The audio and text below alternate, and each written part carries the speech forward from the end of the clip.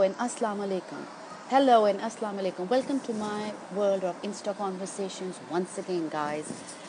Uh, I was approached by a couple of people saying that I only bring in stories about women, and I should also bring in men because they are also victims of abuse. So today I have somebody who is going to come on board who was a victim of abuse, and he's going to share his story with us. So, guys, without any further delay, let us connect with him so that we can begin our session. How is everyone doing today? Hi, how is everyone? I am all set and I am just waiting to connect with him, and we will take it from there. He is in the house and we're just going to bring him on board, and I'm going to take it from there, guys.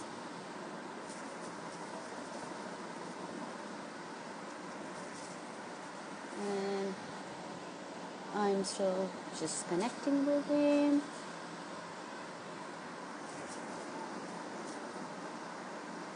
There we go. This is going to be my first session with. Okay, we're connected. Hiya. Hello. Hey, how are you? I'm okay. How are you? Okay, I'm good. Thanks for asking. So before we start, I just want you to just do a little intro about yourself, and we'll take it from there. My name's Darren. I'm from Scotland. I'm in my mid-30s, and I was married. I'm not anymore. I'm divorced. Yeah, that's I'll end it there, I suppose. All right, I hear ya. Okay, so let's talk about your marriage. It was a non-marriage, if I'm correct. Yeah, I would say so. Okay, so let's talk about that. When did you actually identify that you were in an abusive relationship? It's kind of one of those things in hindsight. It was toxic for a long time, probably even before we got married, but I accepted it as being sort of normal because it became normal. It became everyday living, and you just accept, and that's just how it was. It wasn't. There was no physical violence, no physical violence at all, on her part or on mine. But with with other stuff, like this is stuff I know now that was going on, like reactive abuse and things like she would say, like as an example, like she would say, where's my pen? It was right here. And you'd be like, well, I've not moved it. No, it was right here, like right in front of her. And then she'd be like, it's someone's moved it. And there's only me and her in the house, as an example. And I'm like, well, I don't know what you're talking about. Yeah, Okay. Rosa. But Can then you hear she'd me? storm off, find this pen as an example. Like I said, it was in my, definitely didn't move it. Someone else moved it. I'm like, well, it's only you, me, and house. I never said it was you. And you're like, what? Oh, who else is it? They said it must be the spirits or something. Be like, so that's a really simple, easy example of. It sounds harmless, but that was quite a frequent thing. There's loads of other things she did, like if if we're out shopping and she would ask me as an example, I'm not sure what to get. Will I get A or B? Just as an example, and you'd say A, and she'd no, I like B. She's got two holes. All right, okay, fine. Same thing again. So it comes again, and she'd be like, "Well, what do you think this time? Do you think A or B?" And I'm like, "You like you like B last time, so I'll get B." No, no, I think I'm going to go A. It's got two straight edges. What? So, the third time she'd ask you, "What do you think, A or B?" You'd be like, "No, I don't even care. Don't even ask me anymore. It doesn't matter. What? Do you not have an opinion?" Oh, it doesn't matter. I'm not gonna take either. I want something else now. Like, what? It was little things like that. I know it sounds silly, that's why I'm laughing about it now, but it was constant little things like that. It just picked and picked and picked at you. Yeah, Well, now you're laughing, but I'm sure at that time you were really irritated with that going on non-stop. yeah, it's funny now, but at the time it wasn't. It was an infuriating situation, and there's loads more serious things that occurred, but those little digs throughout the day on a daily basis, or I used to work like 12-hour shifts, like go to work in the morning and come home, then on the way home she'd say, can you get something in for tea? I said, do you want to just buy a shop the weekend? No, I don't want it. I don't want anything. Got in, and then I'd finish work at 6 o'clock at night, and it takes me half an hour to get home, so I'd have to detour. Bear in mind she had a car, but but me go to Okay. the shop, and yeah, I'd go to the shop, and then I'd get home, say maybe 7 o'clock at night, and then she would say, "Why did it take you so long?" Like, I walked, and I was trying to find the thing. I was trying to find the thing you wanted. She'd be like, "Well," and I did get it. And then she'd be like, "Well, it's quite late now. It's gonna take like half an hour to cook that." And I'd be like, "For Right. God." So I'd have to instead have to order like a takeaway. So again, it was little things like that, or it was mad. It was just silly. It was really silly. It was just ridiculous. Yes, seems like there's a lot of chaos there. So tell me, how long were you dating her before you guys got married? Um, we got we got together, I think April 2010, and then we moved in by 2011, and then I think we got engaged the same year, and then we were married by July 2013. So it wasn't like straight away, but the the engagement and the marriage, that it wasn't really something I particularly wanted to do, but it was important to her. I got a, I got a lot of grief because I didn't ask her to marry me, and she was like, "Why haven't you asked me to marry you?" Like, so I got a lot of pressure, and I remember we argued about it, and eventually I just went, "You know what? I don't not want to be with you, so I'll ask you to marry me because it will like keep her happy." And it was fine. It was memories. Right, It's right. just Yeah. So tell me, when did when you identified there was a problem, did you know about narcissism then, or was it something no, you found out through her, but being in that no. relationship? I mean, The narcissism, I started looking, we separated March 2017, and I was starting to look into things, not narcissism. I didn't even recognize, anyway, I started looking into strange things that were going on between us, but I couldn't identify what it was. And then I eventually came across narcissism behavior, but I still don't think she fit the criteria because I was like, that doesn't sound like that. But I was looking at more overt, grandiose sort of narcissism. With stuff she was doing, I really didn't admit it until I was speaking to another person who's very aware of narcissism behaviour, and they're more professional at it. And I was telling them things that was going on, sharing them conversation we were having, like Snapchats, and eventually they kept saying, "I think she's narcissistic." I don't think she is. I really think she is. I think she's a malignant, covert narcissist. And I was like, "You sure?" And eventually I started realising that's starting to more line up with, especially when a sociopath as well. I didn't realise that until the very end because I realised she compulsively lied to me, and she was lying to me from big things like when I discovered she was cheating on me, and when I discovered she had an affair with an older man, and then small things like I remember I gave her money to go on holiday with her family, and I said to her, "If you had any change left over from it, you don't have to give it to me. It's fine." I still don't understand this, but when she came back, she had about 20, £30, but she couldn't exchange it. And she made a big. She said to me, "I don't know how much I have," and I was like, "All right, okay." And then she said, "Wait, I think I've got five." And then it was like, then the number kept changing. It turned out she had five, and I was like, "Well, you can just use it for you or the kids. It doesn't I matter how lost much you I had for a left." Oh, second. Okay, you're back.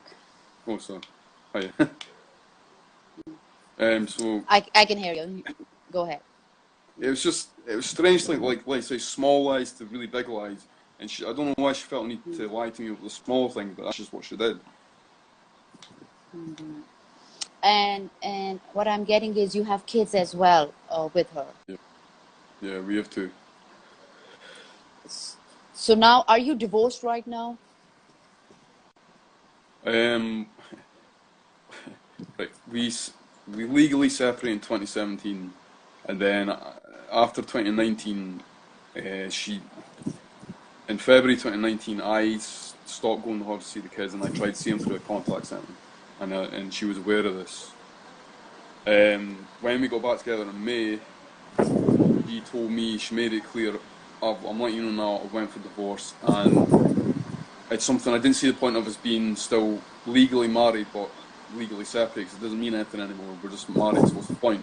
And so I'm just letting you know now. What I know now is the reason she was giving me an advance in case I found out later and then I got upset. So she was like being clear with me, which is fine. So I think the divorce is still going ahead, but it's basically we're divorced, we're not together at all now.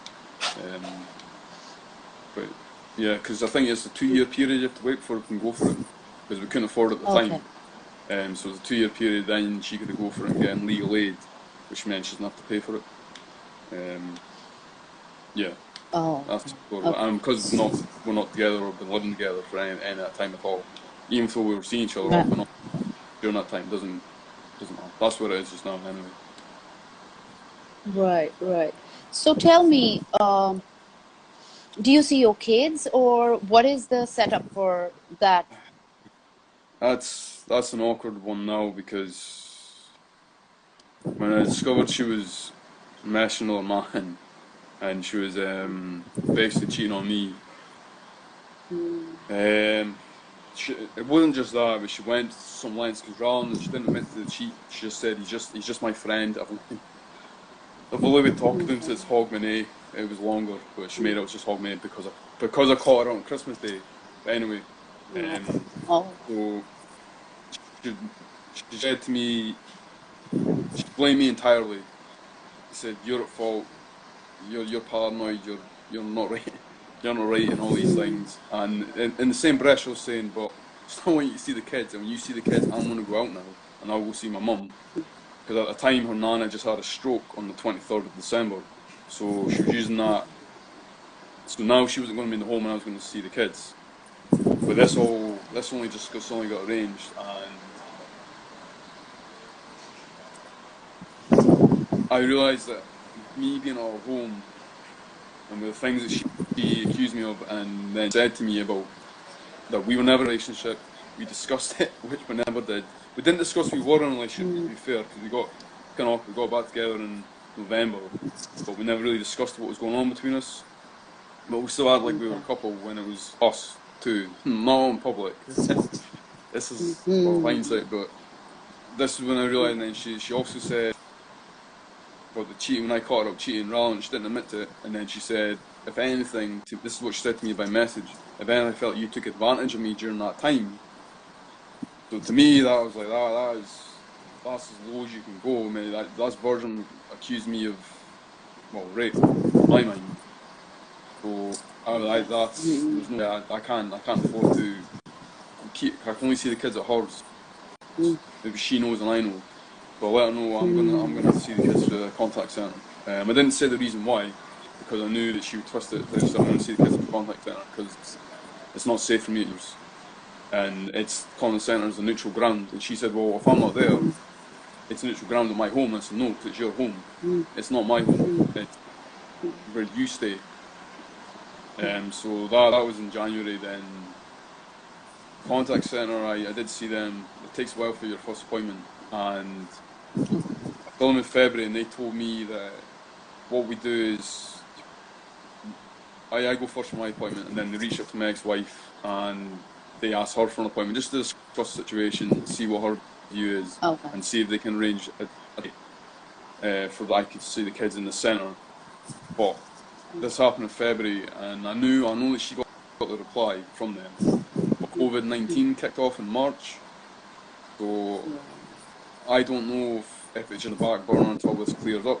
So I usually keep the case open for 2 months, but as COVID-19 kicked off in March, I don't know if the case is just on hold until this clears. So I've not seen the kids since January now. That's been 7 months. But her argument is, which is fair, I suppose, is she's never stopped me seeing the kids at hers. But for me, it's too dangerous for me to see the kids at hers.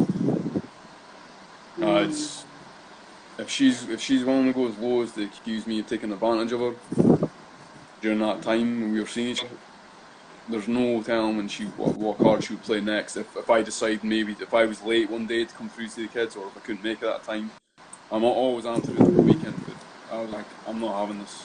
The way I'm doing it, there's still a chance I can see then. It might go with her, which I can't predict.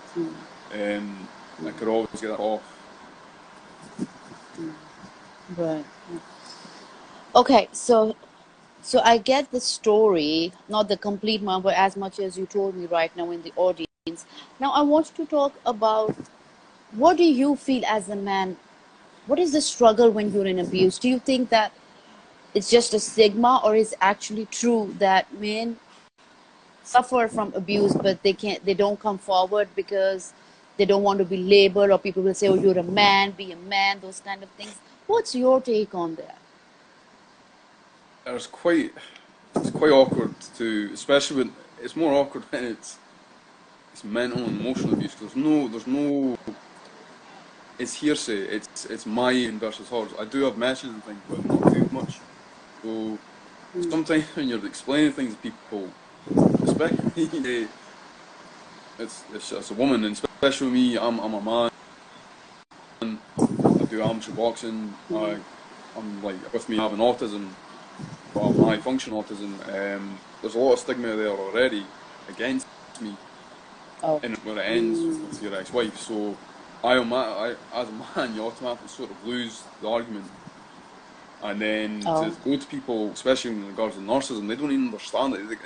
To go over the terms and explain the situation, they'll look at you like, what? Like what I said to you when I said to you about the AB thing, and they just think, that just sounds mad. It's hard for people to even take in, to even accept. Yeah, as a man, to even speak to other people, it's quite hard. It's quite hard to even feel, to even process it or accept.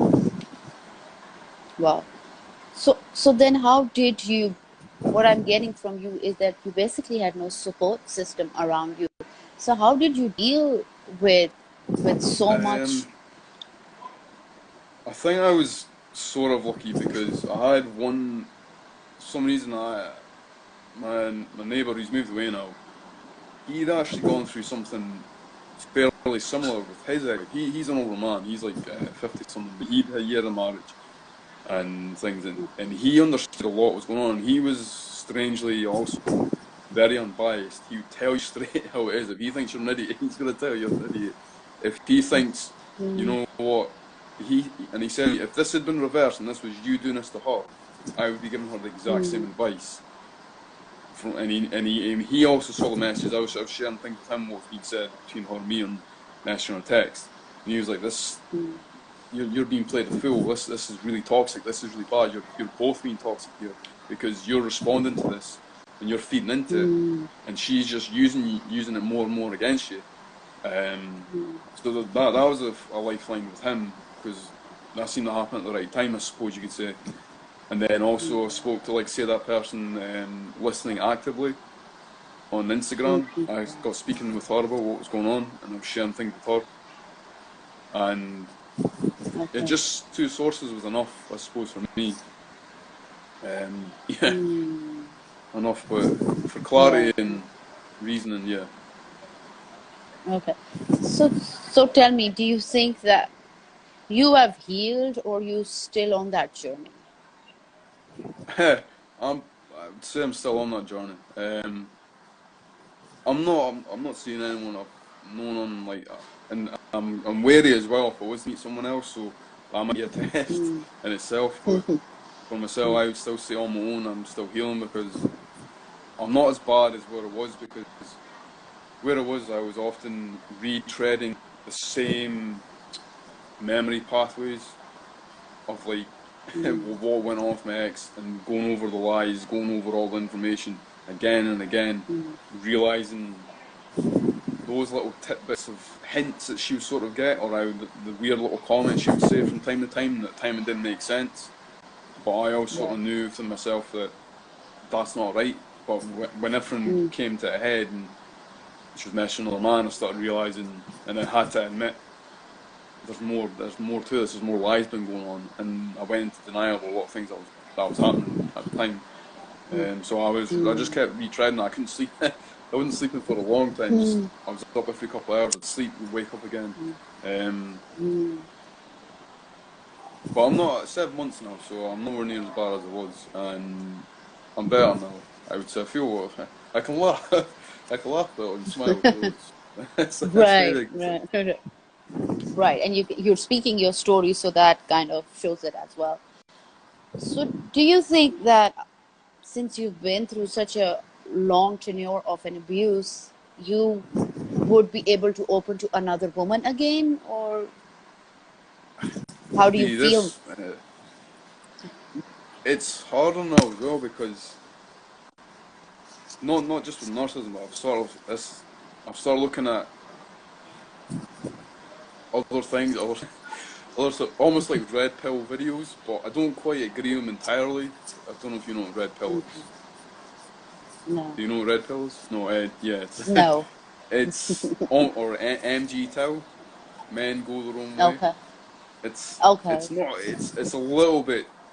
I don't quite agree. It's a little bit toxic. It goes a little bit too far one way, okay. but I can understand a lot of the reasonings there. So in regards to woman again, I'd be more cautious. I'd be a lot more looking at more. I wouldn't be not ignoring red flags, or I'd try and address them in a diplomatic manner.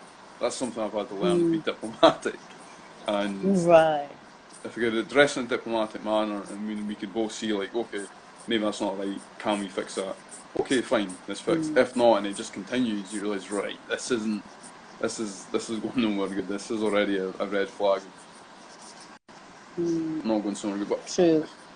I'd like to think that I've learned, I've grown a lot through this experience, and I think as well, one of my issues that maybe didn't help or didn't help was I was a bit emotionally sort of unavailable at times, and I couldn't express myself very well. I'd sort of just clam Mm, up and go into a shell, and I'd just do things on my mm, own and wouldn't say things properly.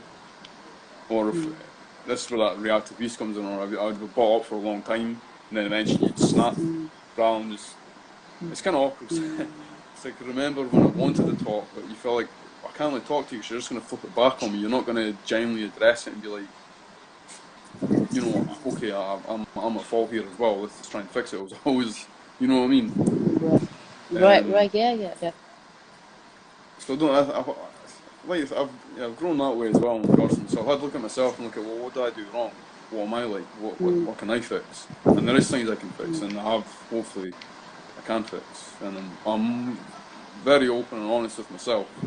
So I'd like to think I can mm, bring that with someone else as well. mm, Have a lot more self-respect and have a lot more self-awareness and have boundaries. mm, That's the big one, is boundaries. mm, mm. Right, right. That's the biggest one, actually. So, tell me, for me, I think what I tell most of the survivors, and I want to say that to you as well, is that I don't think you could blame yourself when you say that I ignored red flag. I think you're basically not ignoring the red flag. You're just good people. And since you're good, that's what you're trying to see in the other. And that's where, uh, that's the issue. Not that it was my fault or I ignored it. You're just trying to see the best in the other person. So I personally think that you were trying to do the same thing, where you knew that something was off, but at the same time you wanted to overlook that for to make the relationship go on, or maybe in future the relationship would grow and get healthy. Um, so tell me now that how do you feel not meeting your kids, and like how do you think is going to work out for you in the future?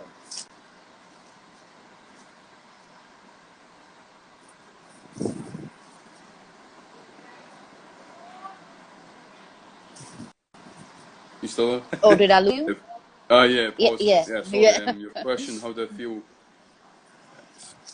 It's hard when I don't see my Oh, yeah. kids. It's hard when Mm, like a little hear like a little song, or you see like even like you go in like a shop, you see like you hear a kid cry, and or mm, you hear like or you see like, a toy, and you think, oh, mm, my son like that, or my daughter like that, or um, hard not seeing them, but I I think well, it's quite. I think some respect. I know they're looked after. I know they're cared for. I know they're in a good place. I know if my ex-wife was toxic with me, and she did a lot of things with me, but I know in regards to the kids, like when I showed you that little clip of ex-wife mm, from my daughter, yeah. you Mm-hmm. could see that was a beautiful moment, and that's what I Yes. mean. There was moments like that with she's human. She's well, just human, but she's gonna have moments with the kids where it's not always perfect. But on the main, it was like that. I would say that in my opinion. Okay. Obviously, in regards to us, that wasn't good at all. And I think it's yeah. I miss the kids every day. I always think about them. But the Right. only way it makes it easier is I know they're looked after and they're okay. And I don't know how it's going to be when I see them again. I don't know. It's already 7 months. That's a long time. Um, Mm-hmm. that's a long time for them. Um, Yeah. I don't know. Uh, what I'm understanding is, though she was toxic and you had a really emotional, abusive relationship with her, the kids are with her and you're comfortable with the situation because she is a good mother. Yeah, and I Okay. know that she has a good she's a good well, it's not the best, but she's got a good support network. Like her mum, well, like they've gone through a lot as well, but she's got a lot of friends, she's got a lot of family that would be there to help her out.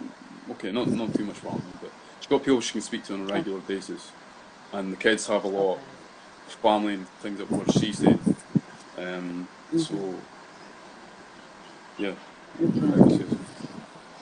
Right. And all that is great, but nobody can replace you in the kid's life.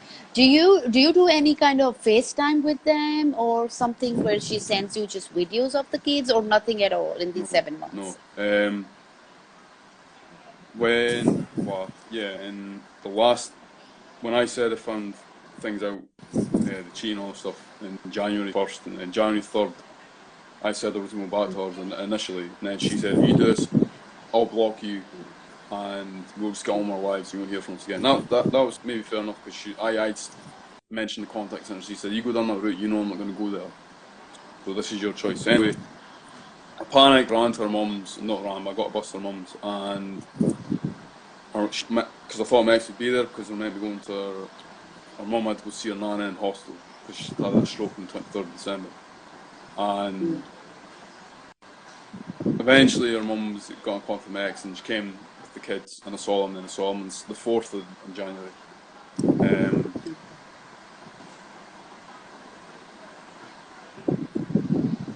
yeah, that was the last time I saw them, but trying to, Okay. yeah. Um. How old were your kids? they, when this happened or how old are they now? They're 4 and 2 now, I'll say that. Four. Okay, 4 and Yeah, 2. so they are very Okay. little. Okay. What what message do you want to give to men first out there who are in a narcissist relationship? If you're still in one, that's Yeah. it's hard because you can't. You need to really look up a lot of stuff that goes on. You need to understand a lot of the games that are being played. You need to understand all the terms. A lot of things have happened with me, and I couldn't understand.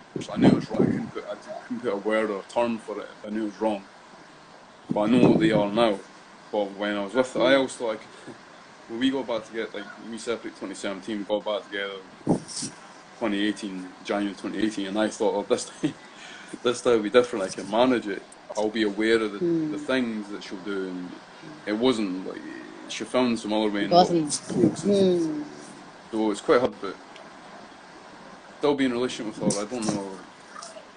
She cherry-picked information. She'll tell you one thing and tell people another thing.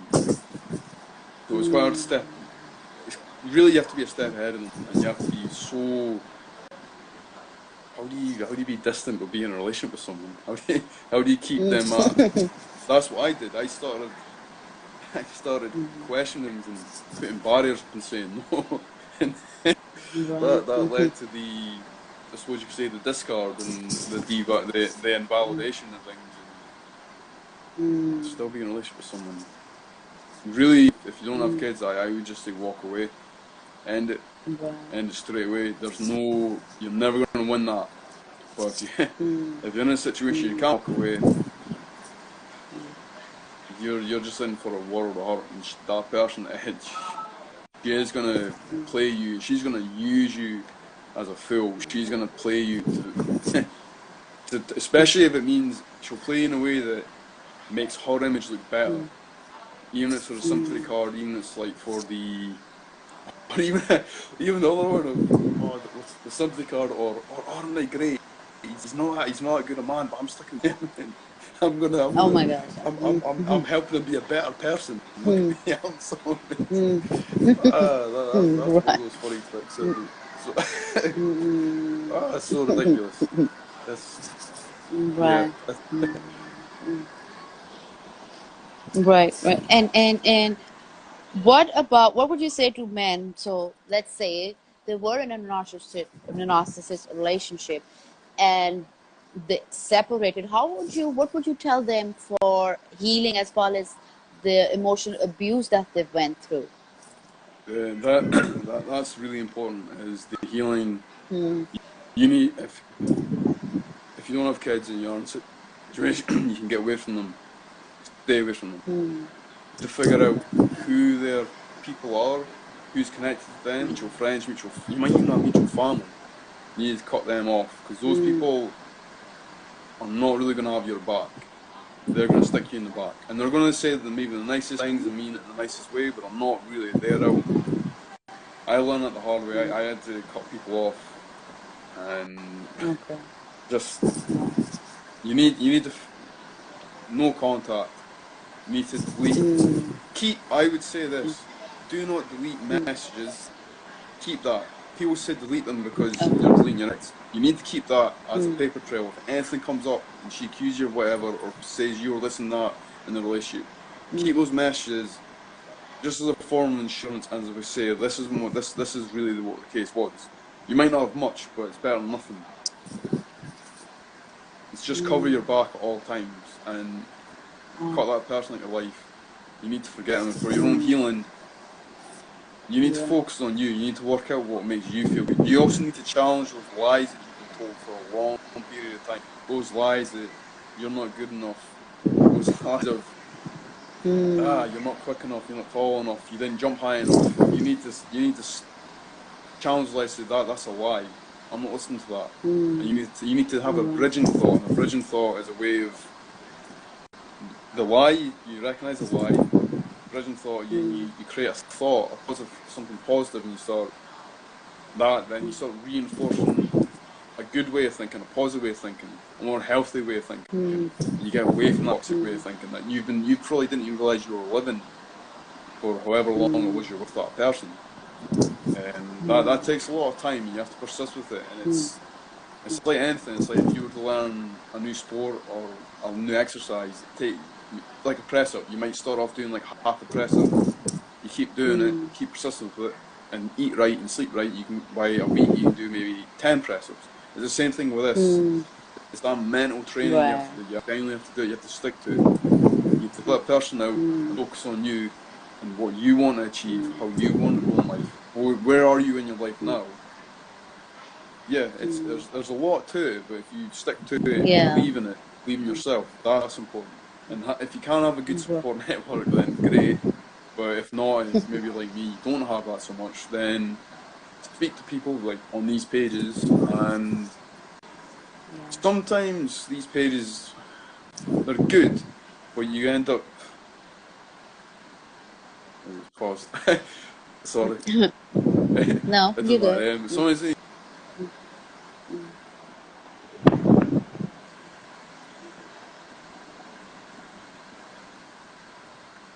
stopped, Yeah.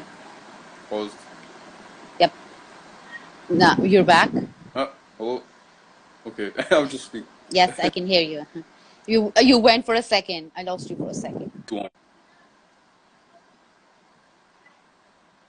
Oh, so I'm I just can hear saying you. Can you hear me? these these narcissism pages are good for yeah, I can hear you. I can't see your video, but if you can hear me, it's okay. Okay. It's good for education and sharing experience. Don't dip in them too long for too because you end up going back into the memories of Mm, what happened, and you can end up causing yourself a bit of pain, kind of opening that wound again. So you need to be careful with that as mm, well.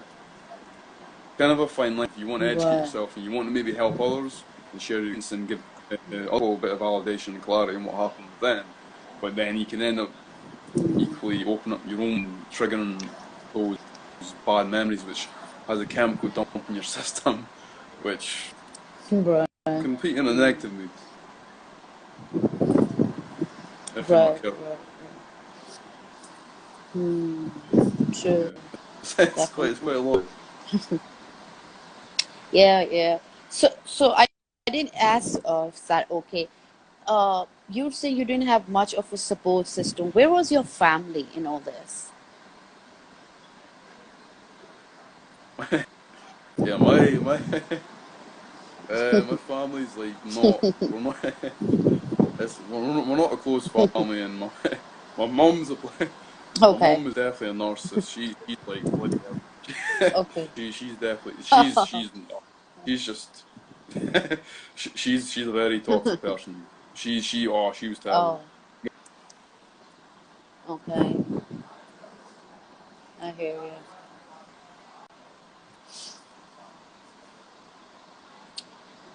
Oh. I'm Isolation paused. tactics. I mean, you're paused again. They should be. Oh, you still there? Yeah. Yeah. I got you back. No, hello. The video's still paused on mine, but yeah, family wise, Okay. very limited. I fell out with my brother as well.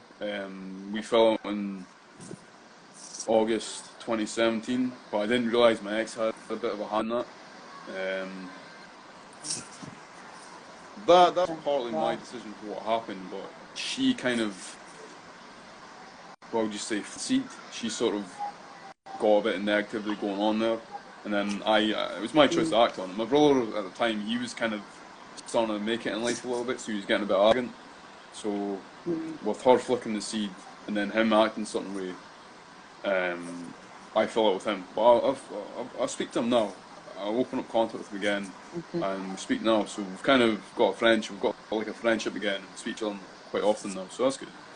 Um, That's great. my sister, my older sister, I discovered she was one of my ex's flying monkeys, and she tried to use her a couple of times against me. So that's fine. So I quickly learned to cut that one off. That was just the way.